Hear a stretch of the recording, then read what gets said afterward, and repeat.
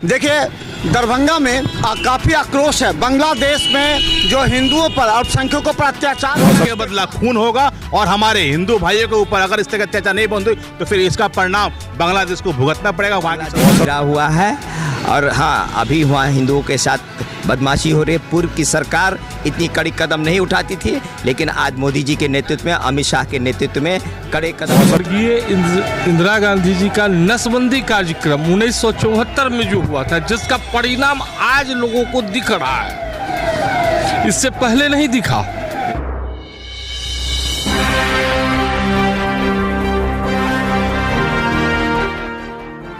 नमस्कार, बिहार मिथिला न्यूज में आपका स्वागत है। मैं हूं मनोज।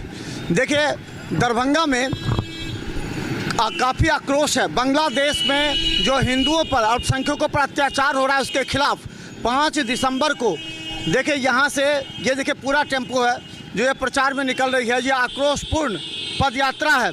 बांग्लादेश में जो हिंदू, सिख, बौद्ध पर जो अत्याचार हो रहे हैं उनको लेकर के पूरे प्रचार प्रसार हो रहा है। 5 दिसंबर को मनोकामना मंदिर से एक आक्रोशपूर्ण पद यात्रा निकलेगी जो भारत सरकार को भी बताएगी कि बांग्लादेश में जो हिंदू रह रहे हैं उन पर जो अत्याचार हो रहा है, जो इस्कॉन मंदिर पर हमले हो रहे हैं, जो चिन्मयानंद के वकील हैं उस पर हमले हो रहे हैं, इसके खिलाफ ये पद यात्रा बताएगी कि अब देश को भी एक्टिव होना पड़ेगा।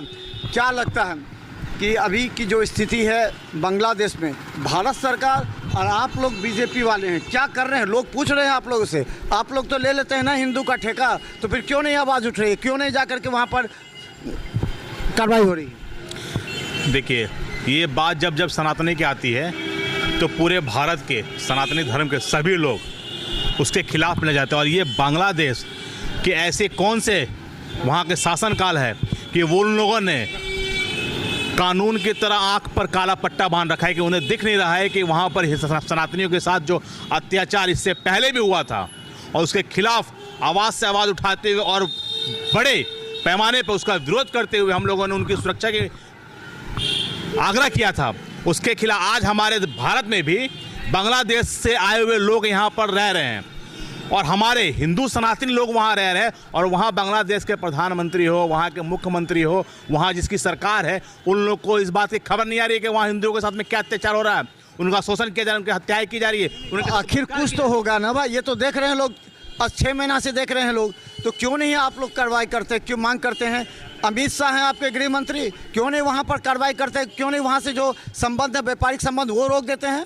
फिर तिलमिला जाएगा बांग्लादेश। देखिए, संबंध स्थापित करने का काम अब नहीं रहा।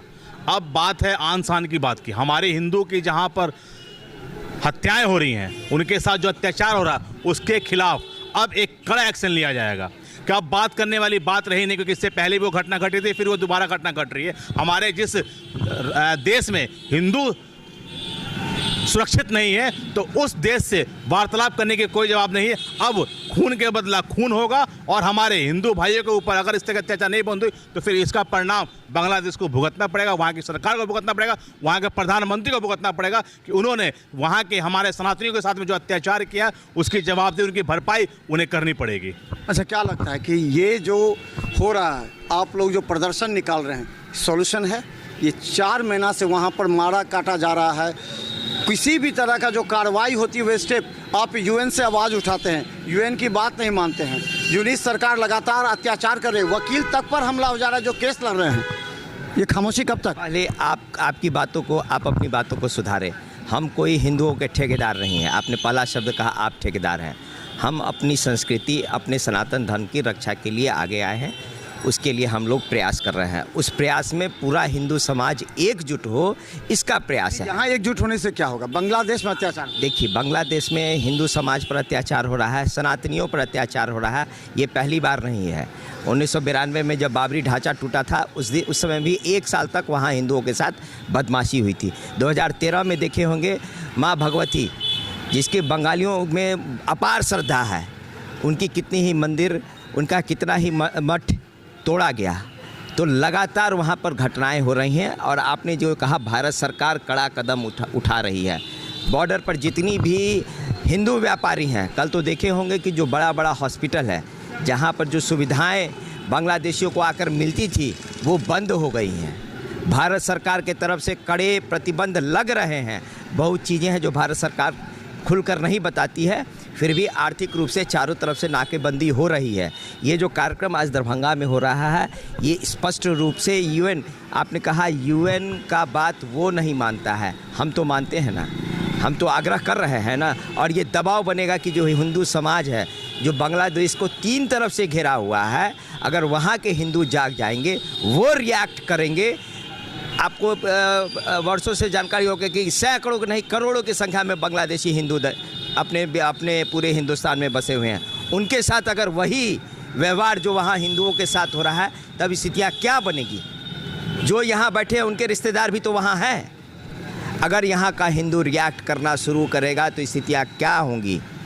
बांग्लादेश घिरा हुआ है और हाँ, अभी वहाँ हिंदुओं के साथ बदमाशी हो रही है। पूर्व की सरकार इतनी कड़ी कदम नहीं उठाती थी, लेकिन आज मोदी जी के नेतृत्व में, अमित शाह के नेतृत्व में कड़े कदम उठ रहे हैं और मुझे लगता है कि आने वाले समय में स्थितियाँ बहुत सुधार होंगी। चलिए, अच्छा, एक सवाल और भी उठ रहे हैं, पूरे चर्चा का विषय बना हुआ है कि मोहन भागवत जी का बयान आया था कि 2.1% जो है सो वो हिंदू कम हो रहे हैं, तो हिंदू अपनी जनसंख्या बढ़ाए, खिलाएगा कौन। देखिए, सबसे पहली बात कि मोहन भागवत जी का जो आया था स्टेटमेंट, यह स्टेटमेंट उनका एक सोच है। उन्होंने एक समाज को एक ज़बरदस्त सोच दिया। और रही बात, ये स्वर्गीय इंदिरा गांधी जी का नसबंदी कार्यक्रम 1974 में जो हुआ था, जिसका परिणाम आज लोगों को दिख रहा है, इससे पहले नहीं दिखा। एक वर्ग विशेष को वह उस चीज़ से आज़ादी मिली और एक वर्ग को यह पे उस पर ज़बरदस्ती थोपा गया, जिसका परिणाम आज दिखा। अब आई बात, अब इसकी धीरे धीरे इसमें भी जागृति आ चुकी है और लोग उसको जग रहे हैं और भागवत जी का यह स्टेटमेंट पे लोग अमल करने पे तुले हुए हैं। क्या लगता है, अगर 4-5 बच्चे हो जाएंगे तो खिलाएगा कौन, भरण पोषण करेगा कौन। ऐसा नहीं है, ऐसा नहीं। विश्व हिंदू परिषद करेगी क्या। ऐसा नहीं, न विश्व हिंदू परिषद करेगा, न संघ करेगा।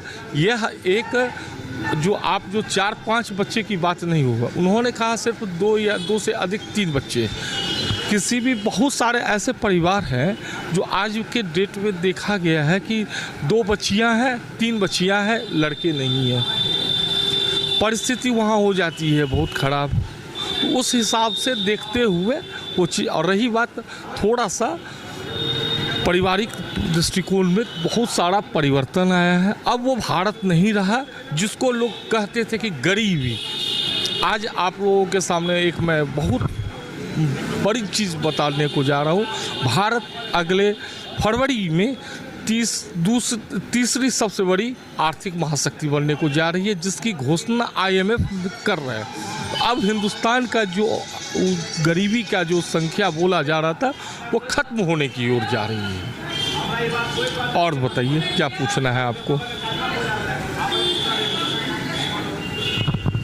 तो हम बता दें आपको, देखिए जिस तरह यहाँ से आज देखिए कितने टेम्पू हैं जो निकल रहा है यहाँ से टेम्पू, और ये टेम्पू जो है सो पूरे दरभंगा में जा कर के ये बांग्लादेश में जो अत्याचार हो रहे हैं उनके खिलाफ ये लोग जन जागरण कर रहे हैं। और इनका लोग उद्देश्य ये है कि भारत सरकार और कड़ी कार्रवाई करे, वहाँ हस्तक्षेप करे, सीधा हस्तक्षेप करे।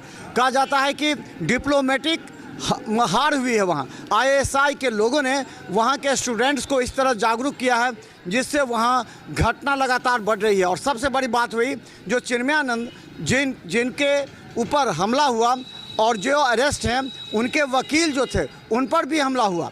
ये सबसे बड़ी बात है। इसका मतलब वहाँ पर कोई मदद नहीं करेगा, किसी को बचाएगा नहीं, ये सबसे बड़ा सवाल है। और आज ये यात्रा निकल करके 5 दिसंबर को दरभंगा के मनोकामना मंदिर से निकलेगी। देखते रहिए बिहार मिथिला न्यूज़। यूट्यूब में भी सब्सक्राइब कीजिए। धन्यवाद।